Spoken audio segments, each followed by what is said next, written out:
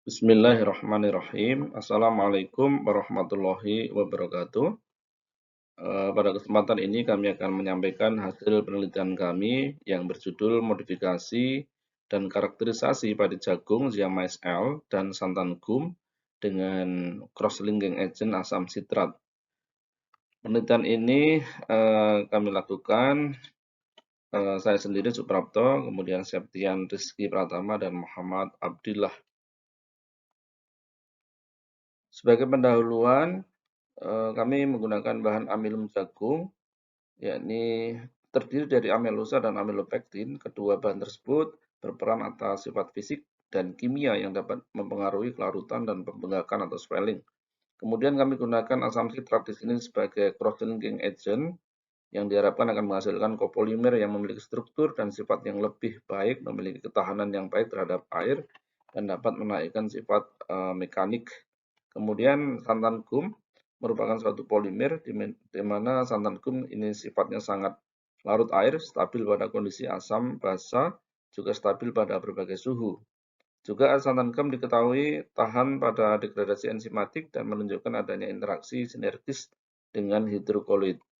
Nah, harapan kami dengan mereaksikan dari tiga bahan ini akan diperoleh suatu material baru berupa copolymer crosslink.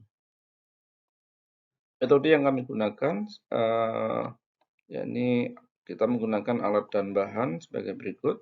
Kemudian organoleptis, kita akan menguji padi jagung meliputi bentuk, warna, rasa, dan bau. Kemudian pencucian padi sebagai berikut. Ya. Kami lakukan pada suhu 40 derajat selama 48 jam.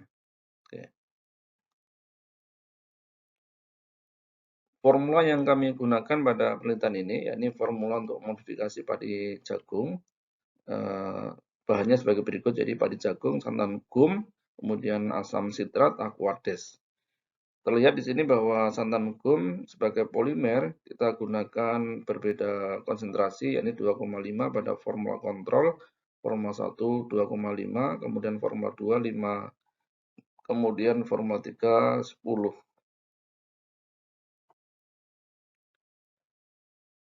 Berikutnya adalah karakterisasi copolymer crosslink. Kami melakukan uji FTIR, yakni copolymer padi diambil dari masing-masing sampel berupa serbuk secukupnya. Sampel dibaca dengan menggunakan spektrofotometri FTIR dengan rentang 450 sampai 4000 cm. Kemudian uji swelling index, yakni amilum jagung 1 gram dimasukkan tabung sentrifuge dengan aquades. Tabung tersebut dipanaskan pada suhu 45 derajat, 60 dan 75 derajat Celcius pada water bath. Kemudian tabung didinginkan sampai suhu kamar dan disentrifuge selama 20 menit.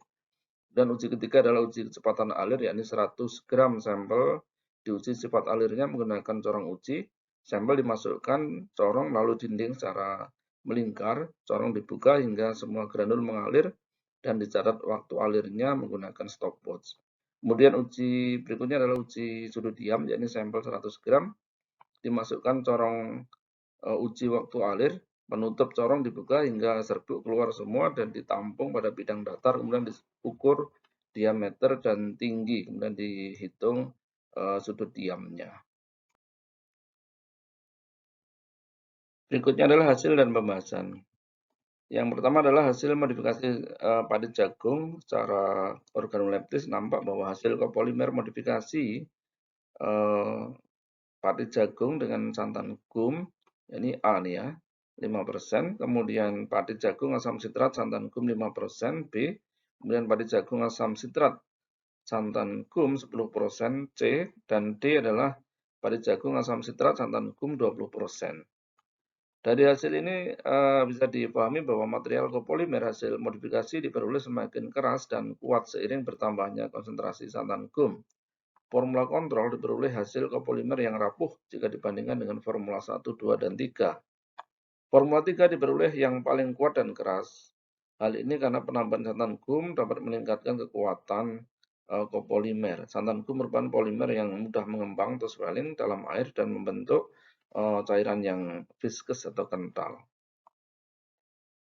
Prediksi reaksi crosslink, yakni reaksi crosslink antara padi jagung, asam sitrat dengan santan gum diprediksikan adalah sebagai berikut, ini molekul hasil crosslink-nya, yakni reaksi esterifikasi yang terjadi menghasilkan gugus ester dari gugus asam karboksilat yang ada pada asam sitrat dengan gugus OH yang ada pada padi jagung dan santan gum, sehingga diperoleh suatu molekul baru. Ini harapan atau prediksi yang terjadi.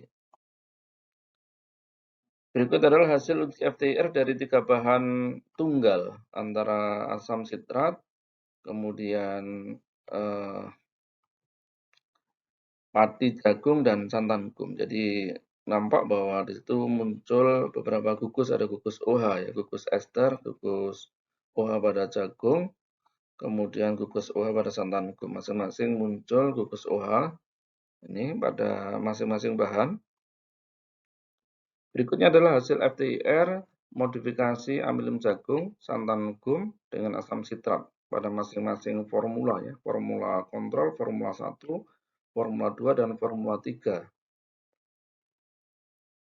Nampak dari masing-masing hasil FTIR, maka ini formula kontrolnya tidak muncul gugus ester, kemudian formula 1 muncul gugus ester, formula 2 juga, formula 3 juga. Dengan demikian bisa dikatakan bahwa adanya gugus ester itu menunjukkan bahwa reaksi cross-linking ini telah terjadi. Berikut adalah hasil uji swelling dan sifat alir copolimer.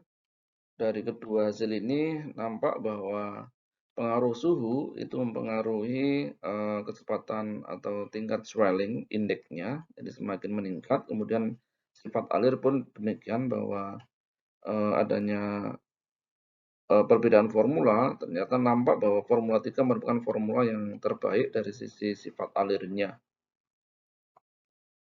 Kesimpulan dan saran. Yang pertama, modifikasi padi jagung dan santan gum dengan cross-linking agent asam sitrat telah berhasil dilakukan. Kedua, hal ini menunjukkan telah terjadi proses crosslink secara esterifikasi yang diperkuat dari hasil FTIR adanya gugus CO ester pada panjang gelombang sekian. Kemudian yang berikutnya adalah hasil karakterisasi material copolimer memiliki nilai swelling yang semakin tinggi, sudut diam, dan kecepatan alir yang memenuhi persyaratan. Kemudian berikutnya hasil material copolimer modifikasi padi jagung memiliki sifat-sifat yang lebih baik secara fisika dan kimia jika dibandingkan dengan tanpa dimodifikasi atau natif. Dan saran kami untuk menguatkan hasil penelitian ini penting untuk dilakukan karakterisasi material copolimer hasil modifikasi dengan data DSC, XRD, dan NMR.